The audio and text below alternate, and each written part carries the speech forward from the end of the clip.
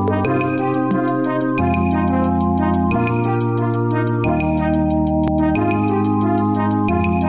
David Pakman Show at davidpakman.com.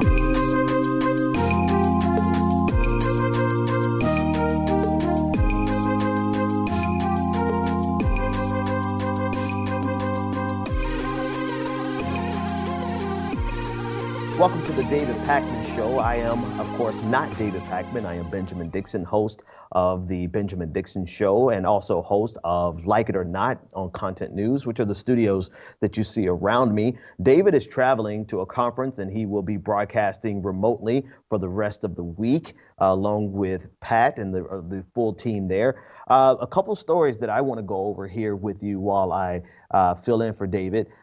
So over the weekend, Steve Bannon was at the Values Voters Conference, the so-called Value Voters Summit. I say that so-called because they really are a extremely fundamentalist right-wing organization, and so it's very difficult to consider them to be values voters, but I digress. Steve Bannon was there, and he made a statement with regard to the CSR payments. CSR payment stands for Cost Savings Reductions, which is a part of the Affordable Care Act. Donald Trump's executive order last week essentially has done away with the CSR payments. And the purpose of doing this, according to Steve Bannon, was to blow up the exchanges. We have the video of that clip, and I want to take a listen to it right now. Then you had Obamacare, not going to make the CSR payments, going to blow that thing up, going to blow those exchanges up, right? Now, the irony of this is that you have the audience celebrating and everyone cheering and applauding. But according to the Associated Press, 70% of the people who are going to be hurt by this are actually voters from states that Donald Trump won. So it's another example of the book, What's the Matter with Kansas? And you have Republicans audibly celebrating and cheering on something that is going to hurt them. Not only Republicans, obviously, when they say 70%, it's going to hurt everyone in those states that need these cost-saving reductions. And so what the cost-saving reductions essentially are were payments that the federal government, particularly the executive branch, were making to insurance companies as a part of the Affordable Care Act. And these reductions were designed to reduce the amount of money poor people or people who lived that made about 200% to 250% of the poverty line. It gave them the ability to reduce their not only their premiums, but specifically their copays and their deductibles. So over a year period, the Silver Plan, if any of you are have Obamacare, you should be familiar with their terminology. The Silver Plan was for people who made about 400%, or I'm sorry, 200% of the poverty line. And the Silver Plan, with these cost-saving reductions, lowered your annual deductible from around $3,600 down to about $200 a year. And so now, without these cost-saving reductions, Steve Bannon is right. This is essentially going to blow up the exchanges for a couple of reasons. One, it's going to force insurers to increase premiums. And it's going to destabilize the confidence. These insurers don't really know how much they need to charge because they don't know what's going to happen year after year. And so in two very specific ways, it's going to help destabilize the markets. And the problem is that this is something that they're doing without a replacement. So instead of having something to replace, repeal and replace, as Susan Collins from Maine mentioned, one side of the debate was about repeal and replace. And they were not able to do that because they are completely broken apart. They're scattered. They don't really know how to bring a consensus together on how to move forward on health care. And there's a very specific ideological reason why that is. But Susan Collins pointed out that this step that Donald Trump made is not about repealing and replacing. It's simply about hurting Americans. We have a clip of her over the weekend from the State of the Union with Jake Tapper. Let's take a listen to that clip. The debate in Washington has been on whether or not to repeal and replace Obamacare in the future. What the president is doing is affecting the ability of vulnerable people to receive health care right now. This is not a bailout of the insurers. What this money is used for is to help low-income people afford their deductibles and their copays so that their health care is available to them. In addition, the president has taken steps to cut off funding to reach people who are eligible for subsidies under the ACA. So these certainly are very disruptive moves that will result in smaller numbers of people being insured, that will make it more difficult for low-income people to afford their out-of-pocket costs, and that will destabilize the insurance markets. And so this is the overall goal of Donald Trump. His goal all along has been to destroy Obamacare by any means necessary, even if it means hurting people, 70% of whom are in states that voted for Donald Trump, even if it means not having a replacement, anything and everything he can do to destroy Obamacare, not because he has something better, but because he has a vendetta against President Obama. Now, Donald Trump actually spoke about that earlier today, and listen to his tone, listen to what he's saying. More specifically, listen to the driving force behind him. He is so obsessed with doing away with Obamacare that he doesn't care who he hurts in the process. Let's take a listen to that clip. With the CSRs, because I cut off the gravy train. If I didn't cut the CSRs, they wouldn't be meeting. They'd be having lunch and enjoying themselves, all right? They're right now having emergency meetings to get a short-term fix of health care, where premiums don't have to double and triple every year like they've been doing under Obamacare, because Obamacare is finished, it's dead, it's gone. It's no longer, you shouldn't even mention, it's gone. There is no such thing as Obamacare anymore. It is and I said this years ago, it's a concept that couldn't have worked. In its best days, it couldn't have worked. But we're working on some kind of a short-term fix prior to the Republicans getting together, maybe with some Democrats.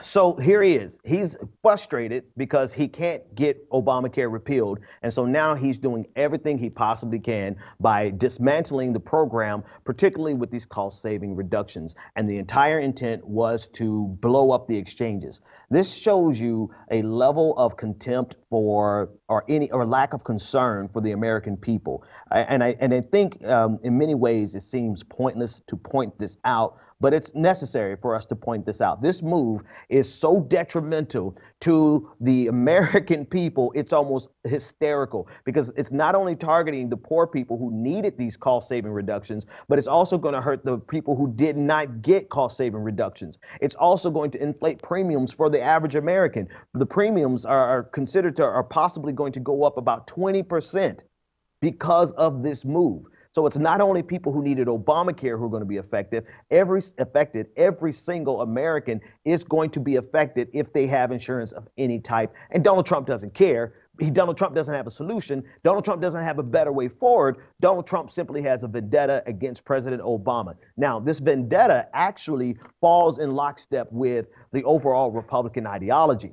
Now, this is the second half of the conversation, right? One of the reasons Donald Trump is so frustrated is because Republicans can't move forward and Republicans can't find a way to repeal and replace Obamacare despite 8 years of making promises. That's because they ideologically do not have a path forward that is any more conservative than what Obamacare already is. If they had a solution, they would be able to put it on the table. They do not have a solution, and that's because Obamacare outflanked any of their ideas from the right.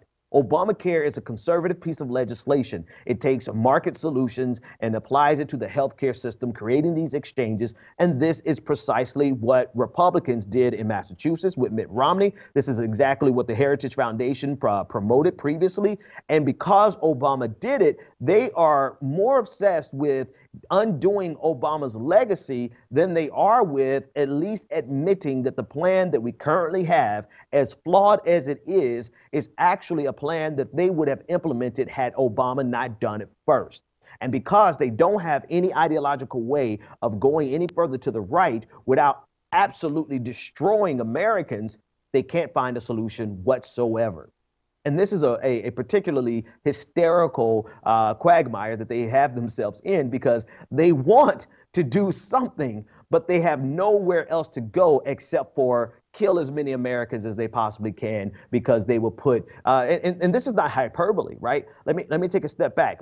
People get upset when we talk in inflammatory sentences like this, but there's a study that revealed that there's 10 to 40,000 people a year that would die as a result of lack of coverage because of any type of repeal of Obamacare. Even with this one move of Donald Trump doing away with the CSR payments, Donald Trump is getting ready to knock off 1 million Americans. This single move is going to cause 1 million Americans to no longer have access to affordable health care. And this is what the Republicans are faced with because they don't have any way to outflank it. So ideally, you would think, well, what's a better solution? And the Republicans would say, okay, let's get a better solution. But that's wishful thinking because the better solution is really Medicare for all. Medicare for all is the way forward because we have a system, and this is particularly important. Donald Trump right now is able to undermine the Affordable Care Act with the stroke of a pen because he has that capacity as the president of the United States, even without Congress. Congress could undermine the Affordable Care Act every single year if they had authorized these CSR payments, but they didn't. So President Obama back in 2014 took it into his own hands and used the executive branch to authorize these payments from the Treasury. Well, this presupposes that you are going to always have somebody in power that is actually a decent human being, right? Obamacare required that you either have a House of Representatives and a Senate and a president, for that matter, to sign off on the budget, but to at least have a House of Representatives that were willing to sign off on the CSR payments annually as a part of their budget. And we haven't had that since the Republicans took over in 2010. I believe 2010 was the year that the Republicans got the majority in the House. So Obamacare required and necessitated to have decent people who cared about health care for all in the House of Representatives, or at a minimum in the White House. And without having somebody decent in the White House, we now see that Obamacare is uniquely vulnerable because we have a president who has the ability to sign away a system that is going to fundamentally destabilize Obamacare. All right. So there's a lot more to cover on this issue, and we'll definitely keep our eyes on it. But I think it's very important for us to see these fundamental flaws in Obamacare, not as a way of criticizing what President Obama did or what Nancy Pelosi did or what all the other people who did. They put a lot of time into building it, but now we see it's very exposed how detrimental, or how vulnerable rather, this program is to the whims of a narcissistic president. And because of that, I think it's vitally important that we begin to advocate for the same thing that Kamala Harris is advocating for, the same thing that Elizabeth Warren is now advocating for, the same thing even Cory Booker is advocating for. And of course, Senator Bernie Sanders, they are all advocating for Medicare for all, because we cannot afford to have a system that is dependent on the benevolence of the people in power. We need a system that is steady and stable and doesn't change with the changing administration. We'll be back right after this. The David Pakman Show at davidpakman.com.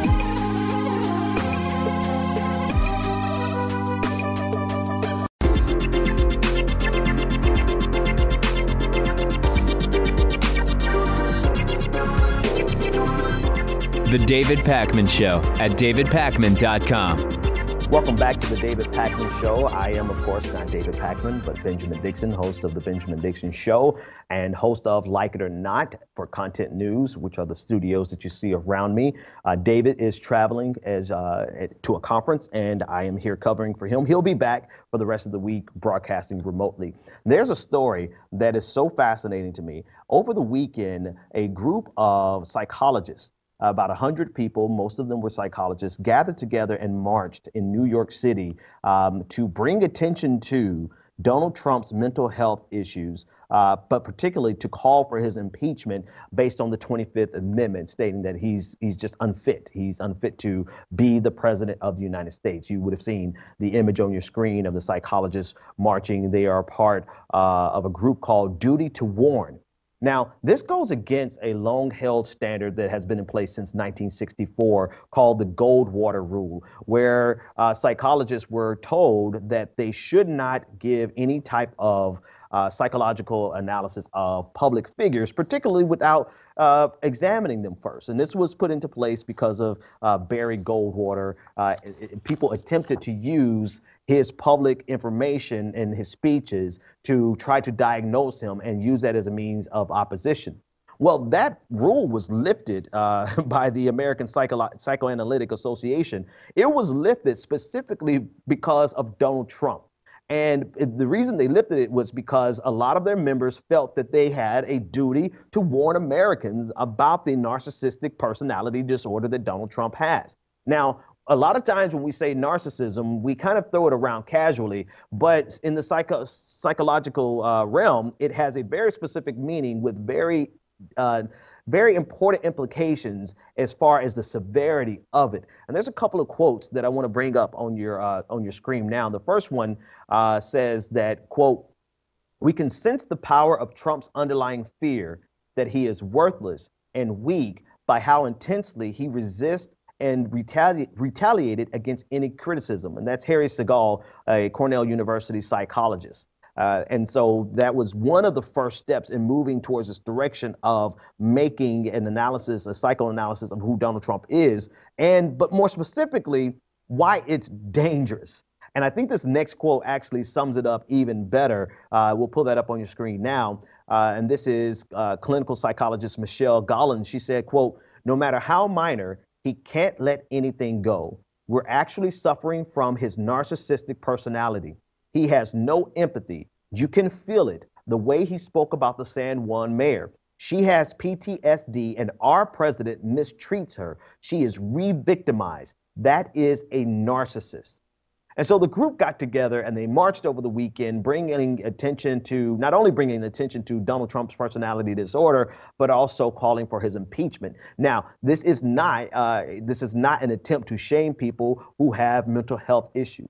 Right? Mental health issues exist across the United States of America. That does not preclude one from running for higher office. And I think that's one of the reasons of the original 1964 Goldwater Rule, is because a lot of times as you bring attention to a public figure, you inadvertently bring condemnation towards people who may also have that similar type of personality disorder. However, the danger of Donald Trump being the level of narcissist that he is can't be understated, such as why we see these psychologists taking to the street. I mean, really think about that. Psychologists, first of all, the APA waived this 1964 Goldwater Rule because they felt like they had a duty to free up all 3,500 of their members, psychologists, to allow them to speak very frankly about what they believe they can ascertain from any videos of Donald Trump. That's the first thing. And now you have this march from the group Duty to Warn, they're screaming at the top of their lungs to try to let America know that we have a president who is causing America to suffer.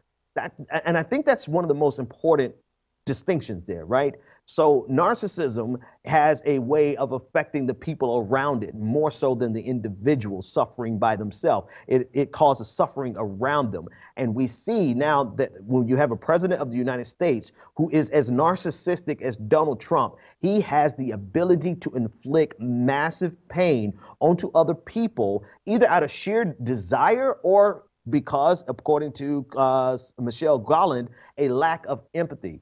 Donald Trump does not care about anybody else but Donald Trump. We could just cut to the chase, right? And I think one of the key components of being a leader, of being the president of the United States, is being able to pause and set your interests aside to feel the empathy of the people that you serve.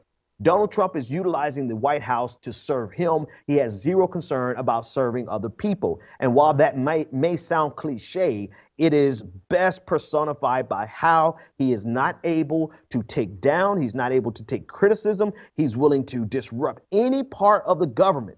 He is willing to disrupt any part of the government in order to satisfy his narcissism. He will fire anybody who disagrees with him. He will fire anyone who gets more spotlight than him.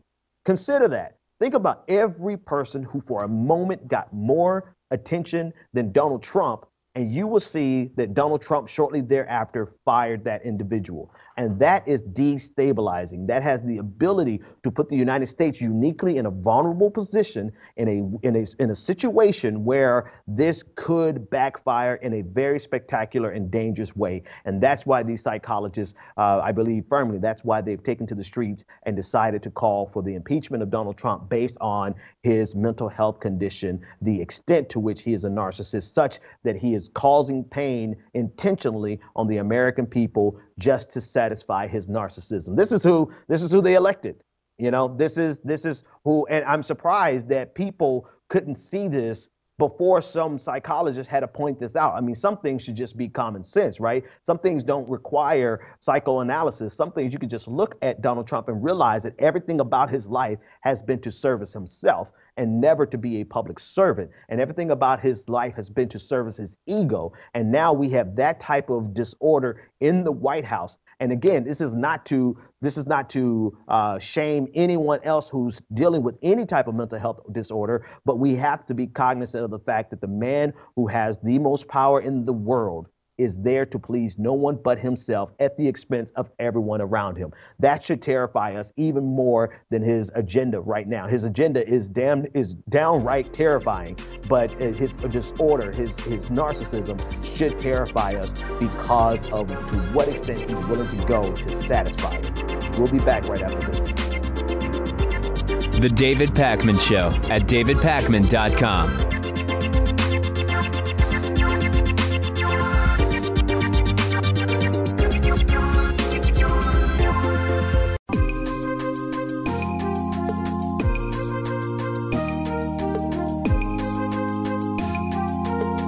Welcome back to the David Pakman Show.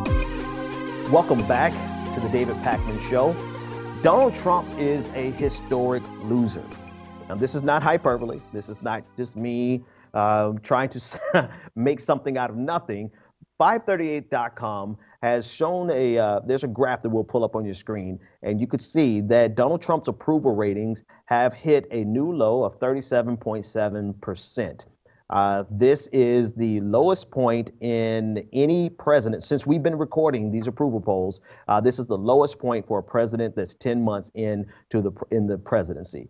There's also a image from Real Clear Politics that kind of confirms this. Their numbers are a little bit higher, shows that Donald Trump's approval rating is at 38.7% with a disapproval rating of 55.9%. Again, historically low numbers. I think this is important to point out for a few reasons that it's worth us discussing. Number one, this idea that Donald Trump won the United States, the president of the United States, on some type of fantastic strategy, I think is fallacious. Right? Because a couple of things have happened. Since he's become president, he has not gotten any legislative victories. His agenda has been a complete flop, with the exception of what he can accomplish through using the pen of the executive order. That's all he's able to do. He's not able to build coalitions. He's not able to rally anyone around his plan. He's definitely not going to get bipartisan support on anything. I think the most he has accomplished with bipartisan support was the confirmation of Neil Gorsuch, and that was with one or two Democrats, namely Joe Manchin of West Virginia. So Donald Trump is historically unpopular, but he is yet still, people are still championing him as though he is some type of historic hero or a revolutionary figure. I'm reminded again of Steve Bannon, his former strategist, who was fired, by the way, who spoke at the so-called Values Voter Summit over the weekend. And Steve Bannon began to describe the possibility of Donald Trump winning electorally by 400 electoral votes in 2020. See, this is when you have drunk your own Kool-Aid. And I think they believe that because Donald Trump won, that it was his strategy that won, when in actuality, I would argue that it's much more, the win for Donald Trump was much more about the Democrats losing. It wasn't so much that Donald Trump had a strategy that was a winning strategy. It was that the Democrats made a lot of mistakes. They made a lot of errors that simply handed this to Donald Trump. And this is why it's important for us to discuss. There are a lot of people in commentary positions, journalists, there's a lot of people making the arguments that Donald Trump's strategy of anti-political correctness was the strategy that people need to adjust for, in the sense that whenever Donald Trump says something that is politically incorrect, we should not correct him. Because if we correct them, then we're going to come off as PC, and everybody hates PC culture. That's not really the case. That's not why Donald Trump won. Donald Trump's historically low approval ratings should demonstrate that to you, that people do not want to be associated with him, save that 38% that would never abandon him no matter what he does. There is a core group of Republican voters who, no matter what Donald Trump does, like he said, if he goes to Fifth Avenue and shoots somebody, they will still support him. So there's always going to be that group of people who, no matter what he does, they're going to love him, they're going to support him. And those are the people who truly, genuinely believe that the anti-PC culture is what got them to the White House. Therefore, that's what they should continue. And so this has become something that people are drawing lessons out of that they should not learn. There are no lessons in Donald Trump being anti-PC as a symbol of virtue, right? There is no virtue in Donald Trump's anti-political correctness. It is backfiring spectacularly. You even have a particular Republican who has off the record thought about impeaching Donald Trump. This is how unpopular he is by the sheer fact of, one, his incompetence, mind you, but then two, his oafishness, his character, his demeanor, his way with words or the lack thereof. Donald Trump is a historic loser, and I think it means a lot more than what people are really looking into it. It means that if we are going to make any adjustments on the Democratic side or on the progressive side or the left, whatever you want to call it, there's a broad spectrum. If there are lessons to be learned and we're going to adjust our strategy, it should not be adjusting our strategy to compensate for Donald Trump's new revolutionary way of doing politics, which is anti-PC. That's the last thing that we should do. Anti-political correctness has a shelf life, and Donald Trump has run it out. And here we see, based on the approval ratings, exactly how far anti-political correctness can get you. Anti-political correctness can get you to the White House if Democrats continue to make the same mistakes that they made in 2016, which is to not have a concise message, to not really be running on anything as much as they are running against. That's the lesson to learn in this entire process. The lesson that Democrats and people who want to oppose Donald Trump, I don't care what party it is, if you're in the opposition to Donald Trump, it's not that you should become anti-PC so that you could compete with Donald Trump's new revolutionary, brave new world. That's not the lesson. If anything, it should be have something that you stand for.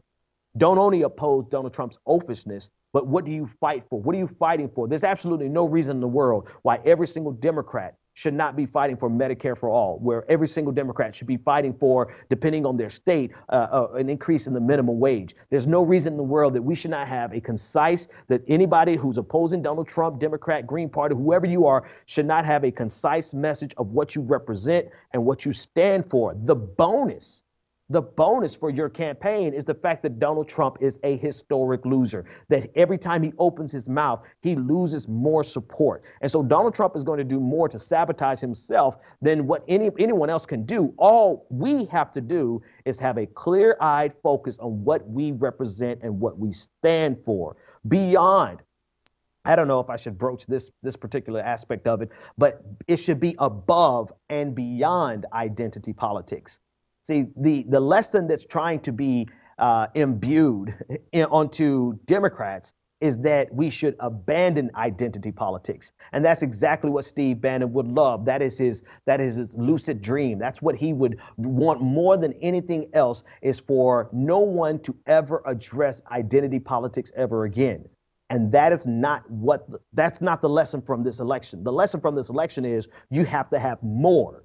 than identity politics. If you address identity, great, fine, we need to, we should, because there are a lot of people who are being targeted right now because of their identity. The LGBTQ community is targeted because of their identity. People of the Islamic faith, they are targeted specifically because of their identity. Anybody who wants to deny that at this point, you're part of that 38% who support Donald Trump, bottom line. But the lesson from the election is that we have to have more. It has to be both and. So we have to go above and beyond simply talking about identity. We have to go to other solutions on top of it. But what the lesson that Steve Bannon wants you to learn, the lesson that Donald Trump wants you to learn, is to completely and utterly reject any politics based on someone's identity. And that's not the lesson to learn. Case in point, look at where Donald Trump is in his polling numbers right now. Donald Trump may not make it to 2020 as the president of the United States, not because of Russia, not because of anything else. Well, I mean, Russia may end up coming and bite him in the behind, but ultimately he may not make it because he is so historically unpopular that Republicans are going to go down with him if they don't turn on him. And that's because of his character. That's because of his demeanor. That's because of his approach to identity politics and his approach to marginalized groups. Everything about Donald Trump is an anathema to people of decent moral thinking and common sense, except for that 38%. That 38%, no matter what he does, they are going to always support him. And so we can't worry about that group.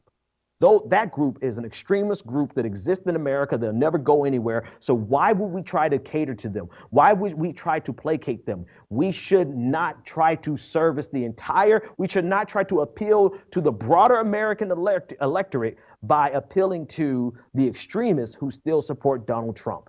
So make sure that when we try to learn the lessons from this election, it's not taking lessons from people who stumbled into the White House because of the mistakes of the Democratic Party, thinking that they have some magical and mystical brand new type of politics. The anti-PC politics is the way. No, that's not the lesson. The lesson is if we have to address identity politics, which we should, we need to do that and then some.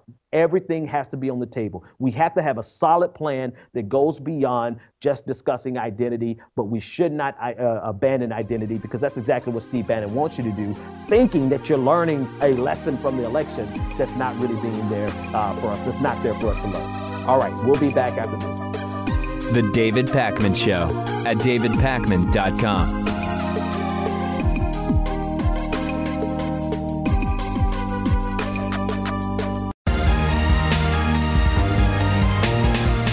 The David Pakman Show at davidpakman.com. So on yesterday, the President of the United States, when asked about why he was silent about the fallen soldiers, the 4 soldiers who died in Niger, Donald Trump had this to say. We're going to play the video for you. The traditional way, if you look at President Obama and other presidents, most of them didn't make calls. A lot of them didn't make calls. I like to call when it's appropriate, when I think I'm able to do it. Well, this may come as a shock to you, but Donald Trump was lying here. Donald Trump was making a statement that was incorrect. NBC News was reporting, there's a quote that I want to bring up on your screen. Former Obama White House official said that President Trump's claim is wrong. President Obama engaged families of the fallen and wounded warriors throughout his presidency through calls, letters, visits to Section 60 at Arlington, visits to Walter Reed, visits to Dover, and regular meetings with Gold Star families at the White House and across the country. Now, when I heard the clip yesterday, I knew Donald Trump was wrong simply because he was talking off the cuff, trying to make an assertion to try to muddy the waters. And this is what he does with his language. Donald Trump is very intentional with his obfuscation of his language. He's trying to create a word salad to get something over on America. And he doesn't realize that he's no longer in the boardroom where he could just talk and actually say anything he wants without America fact checking him. And so it only took a few hours for people to come out and to fact check him. A woman who lost her brother in Iraq, she called him out on Twitter saying that George W. Bush, he actually reached out to her family after her brother was killed. And so, I mean, case after case after case, we see that Donald Trump is a liar. And there's actually no need for it.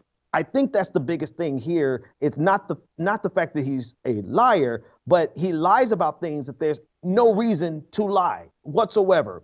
Who cares that you have not, that any other, whatever any other administration may or may not have done? That is not a defense for you. All Donald Trump had to say in this case was, we've written letters and I'm going to make calls, and that will be it. But like a child, this is really a childish tactic. This is something that I catch my son doing. He tries to adjust the truth ever so slightly to get out of trouble, because he knows damn well, Donald Trump knows, that he did not do anything to recognize the 4 soldiers who died.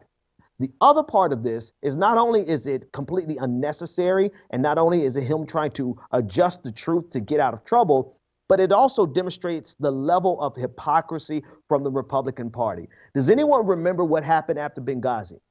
The investigations, the accusations of President Obama and Secretary of State Hillary Clinton, not caring about the soldiers, the diplomat that was killed. Does anybody recall that they gave President Obama and Hillary Clinton hell for years because of their accusation that the President of the United States and the Secretary of State specifically did not care enough about American soldiers? And yet we have complete and utter silence from the Republican Party, the same people who convened countless hearings and investigations into Benghazi. But what do we know about what happened after Benghazi? At a minimum, we know this. President Obama and Secretary of State Hillary Clinton together showed up to welcome home the remains of all those people who were killed in Benghazi. They were there. Where was Donald Trump? He was at a golf course. And not only was he at a golf course, but not only was he not there when their bodies returned, but he had not sent a letter or made a phone call at the time he was asked the question on yesterday. And so what do you do when you are a child and you have not done your homework? Well, you try to obfuscate, you try to wiggle your way out, and you try to mix words together to convince people in that moment. But what he doesn't realize, Donald Trump doesn't understand, is that this is no longer the environment in which you can get away with that. But he continues to try. He continues to try without fail. He's going to try over and over and over again. And this time he's been called on the carpet, not only by reporters, he's been called on the carpet by family members of the fallen who President Obama and President Bush visited. He's been called out. The only people who have not called out Donald Trump, mind you, the only people who have not called out Donald Trump are Republicans. They are the only people who have not called him out. And that's because they are stuck in between having a president who is a complete moron and a buffoon and a complete embarrassment, and trying to stay loyal to their party. But I'm sorry, at some point you have to just take it on the chin and say it may be a betrayal of our party, but we can no longer stand by the cretin that is Donald Trump. So yesterday when Donald Trump lied, as we already stated, Donald Trump lied about President Obama calling family members or not calling family members. That struck a particular nerve with San Antonio Spurs coach Gregg Popovich, who has been outspoken about his opposition to President Trump, particularly in the mannerisms and the way that Donald Trump carries himself. There's plenty of video that you can go and check to see what Gregg Popovich thinks of Donald Trump. But yesterday his words went to a new level. And I think it's appropriate, it's an appropriate level to match the absurdity of what Donald Trump did yesterday in his accusations against previous presidents with regard to the families of the fallen. And there's a quote that I want to bring up on your screen. It was in an interview in thenation.com. Gregg Popovich had this to say, quote, "This man in the Oval Office is a soulless coward who thinks that he can only become large by belittling others. This has, of course, been a common practice of his. But to do it in this manner and to lie about how previous presidents responded to the deaths of soldiers is as low as it gets. We have a pathological liar in the White House, unfit intellectually, emotionally, and psychologically to hold this office, and the whole world knows it, especially those around him every day. The people who work with this president should be ashamed because they know better than anyone else just how unfit he is, and yet they choose to do nothing about it. This is their shame most of all." If I was on my radio show, I would play an applause track because this is spot on. We'll talk about the faux controversy. People are trying to get upset that Gregg Popovich is speaking in this manner. We could speak about that momentarily. But the substance of what he said, I think Gregg Popovich has struck to the core of the issue. Everyone knows that Donald Trump is unfit to be president of the United States. Most of us knew that before the election, but now everyone who's looking knows. And so we have to ask ourselves this question. So what's worse, Donald Trump or the people who still enable Donald Trump, his supporters, his staff, people who are around him who understand the seriousness of their role and their place, not only in history, but in today, right now, their jobs today are so vitally important, but yet and still they say nothing.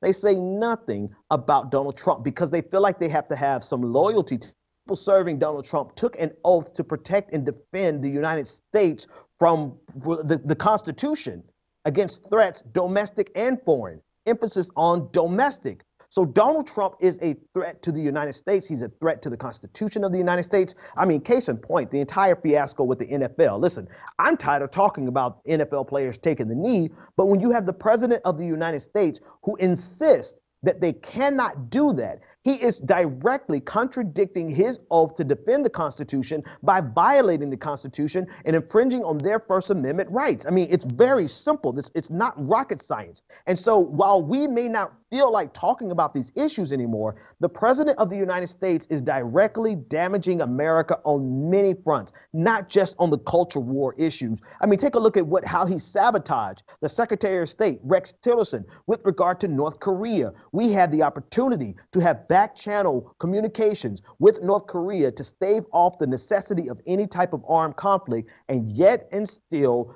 Donald Trump, the president of the United States, took to Twitter to undermine the Secretary of State. He is undermining the Iranian nuclear deal, and he's putting us in a dangerous position, putting our allies in dangerous positions.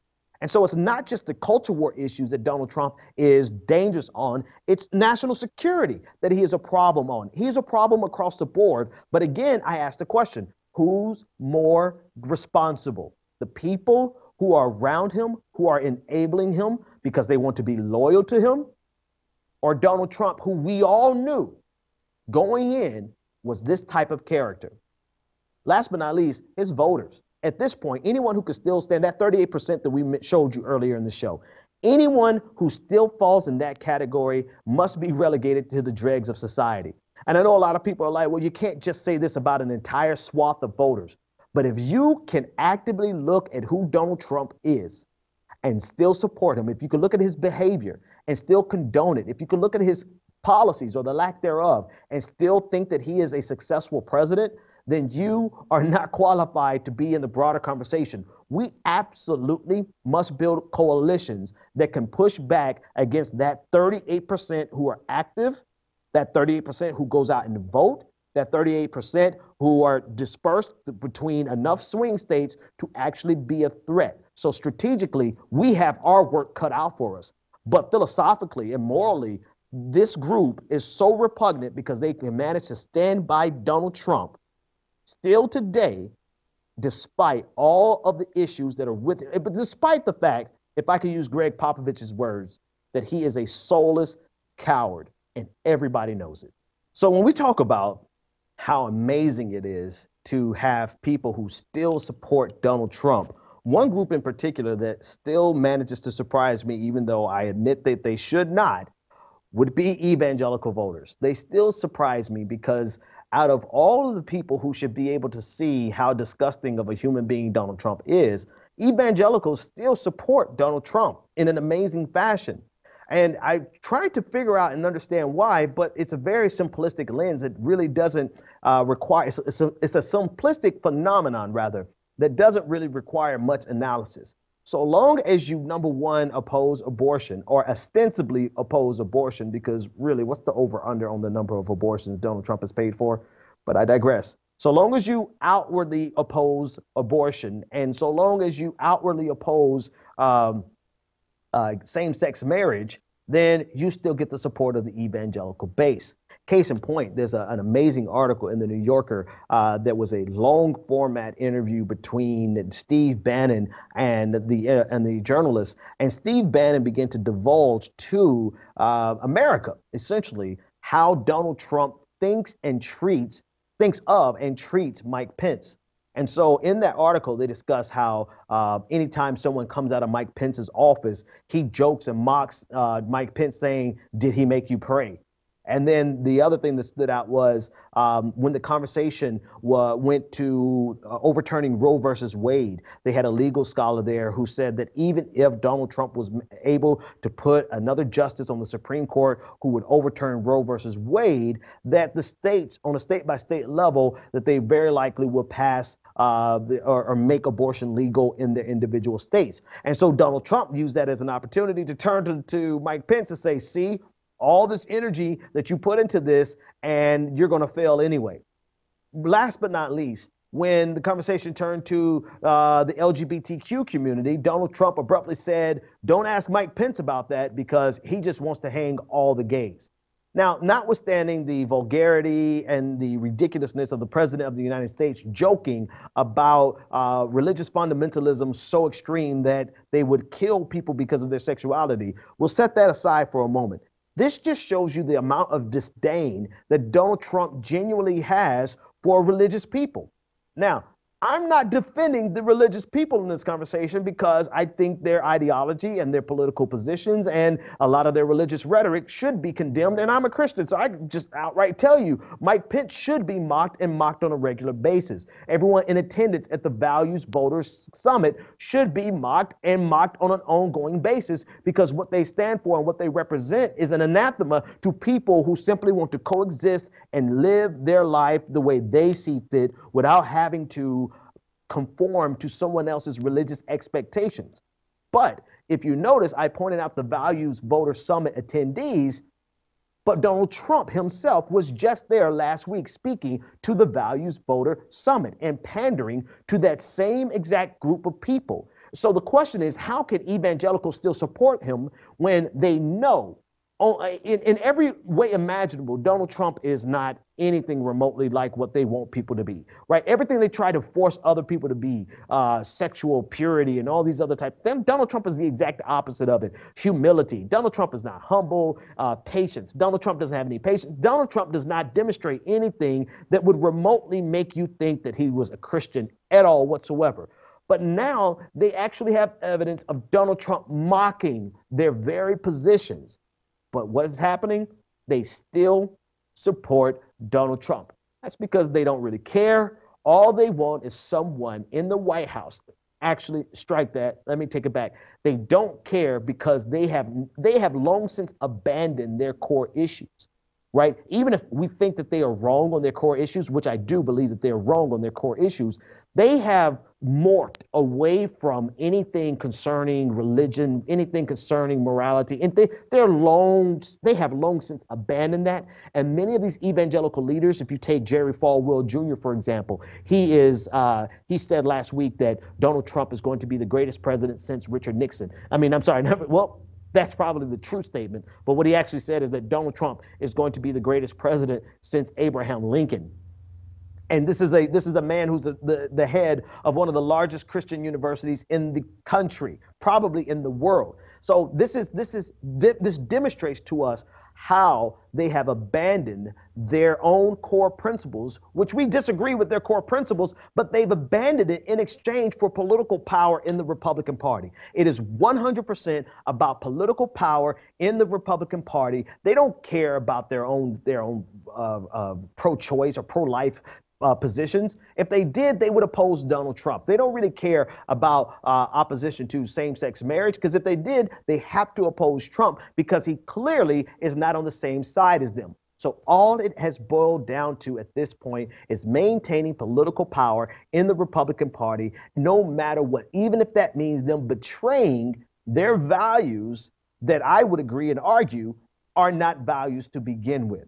But this is the Republican Party. This is the evangelical right as it exists right now. And when we look at that group of core people, that 38%, as we showed you in polling, 38% of people who still support Donald Trump, A lot of them are evangelicals because despite everything to the contrary, all the evidence that says otherwise, they still believe that Donald Trump is somehow sent by God to save America. Never mind the fact that Donald Trump is a clear and present threat to the United States of America because of all of his policies, because of his oafishness, because of his recklessness. Donald Trump is the complete antithesis of what a good, God-fearing American should be, according to evangelicals.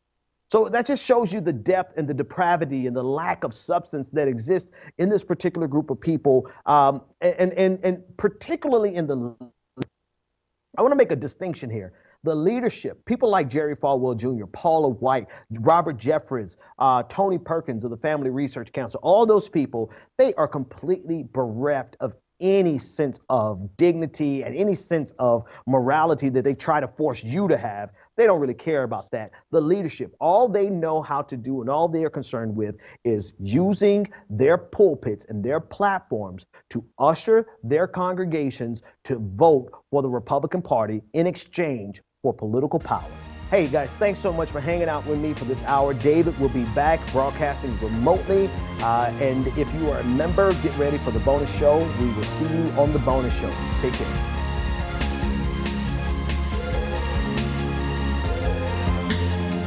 The David Pakman Show at davidpakman.com.